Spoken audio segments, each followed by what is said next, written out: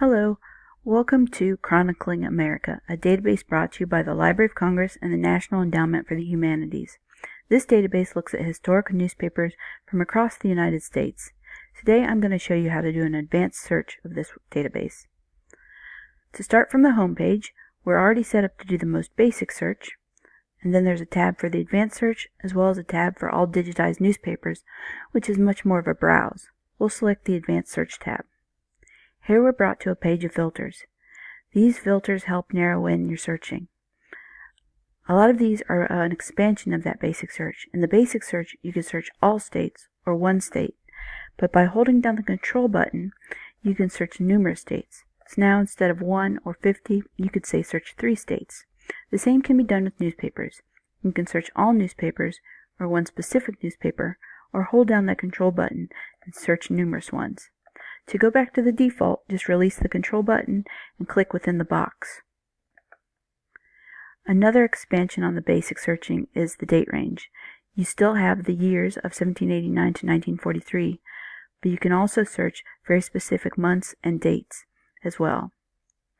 You can limit the search by searching only the front page of newspapers or specific pages. You can look at specific language newspapers as well.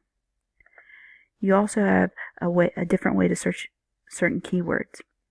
Like with Boolean phrasing, you can broaden your search by searching with any of the words.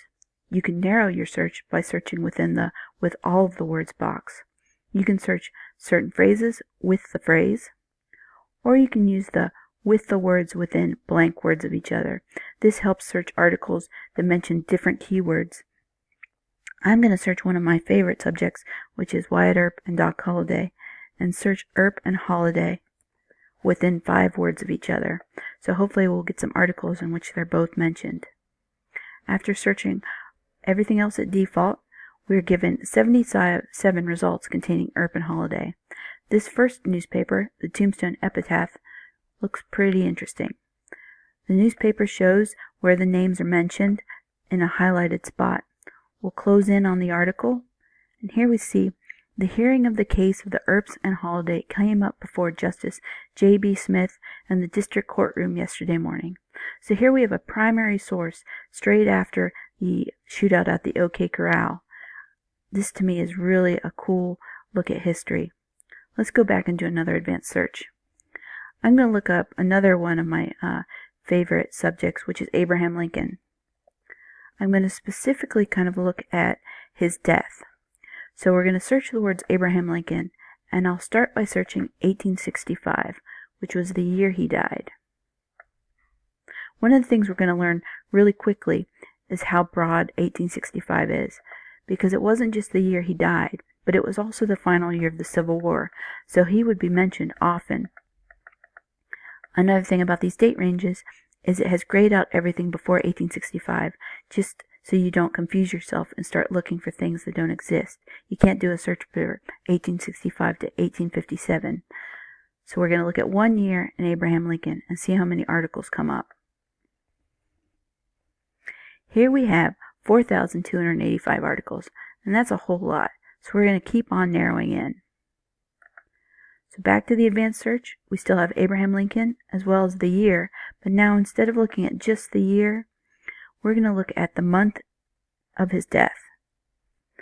Abraham Lincoln died on April 15th, 1865, and I'm going to look all the way until May 14th, in case we find some articles about his funeral train, because it took several weeks for him to get back to Springfield, Illinois, where he was buried. So now we have a specific month and Abraham Lincoln, but still all states and all newspapers.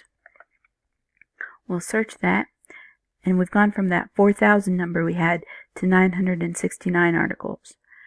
But this is still quite a bunch, so I'm going to narrow it even more. So now instead of just having this 1 month and Abraham Lincoln, I'm going to look at one very specific state. Ohio was a state the funeral train passed through. They had major events in both Cleveland and Columbus, so I'm sure there's several articles about the president from that month. Now instead of having 900 and some articles, we have 247 articles, so we continue to narrow in. But I'm going to narrow even further And instead of just looking at Ohio, I'm going to look at one very specific Ohio newspaper, which is the Urbana-Union from Urbana, Ohio. Urbana, Ohio was one of the cities in which the funeral train made a stop. So there should be some articles that mention him. Let's see. There's a whole lot of newspapers you can see. So when searching for something, it can take a little bit of time. But there we have the Urbana-Union, we have that month date range, and we have Abraham Lincoln. We don't have to search a certain state anymore because we're searching a certain newspaper. We'll do that search, and now we have 6 articles. So just by looking at a very specific article, or a very specific newspaper, we can see what was going on. And from this article on April 19th, 4 days after the president's death, there is a report of his death and the effects felt around the country. So this is a very neat historical primary source. We're going to do one more search, and this isn't for history, but this is for a personal genealogical search, which is another use for this really neat database. I'm going to go back to the Urbana-Union newspaper, which is actually, Urbana, Ohio is my hometown. Whoops. Excuse me as I search all over the place for this newspaper. There we go, the Urbana-Union. And now instead of messing with dates or anything, I'm just going to search for my last name, which is Colbert. And we'll see if there's any articles that come up in the Urbana-Union that mention my surname. Here I'm going to choose this newspaper right here from September 3rd, 1862. Let's see who this Colbert is. We have a Peter S. Colbert. It mentions a physical disability, and if we scan up here to the top, we're going to see that Peter S. Colbert was exempt from the draft of the Civil War. Peter S. Colbert was actually my great-great-great-great-grandfather. So there we have just another opportunity and another really awesome tool that we can use this Chronicling America database for genealogy, for history, for looking at, for the collection of primary sources. It's really just a great database that has so many different uses, and I really hope that you take advantage of this advanced search, looking at states, looking at newspapers, looking at dates, and figuring out what keywords are important to you. And enjoy, and thank you so much.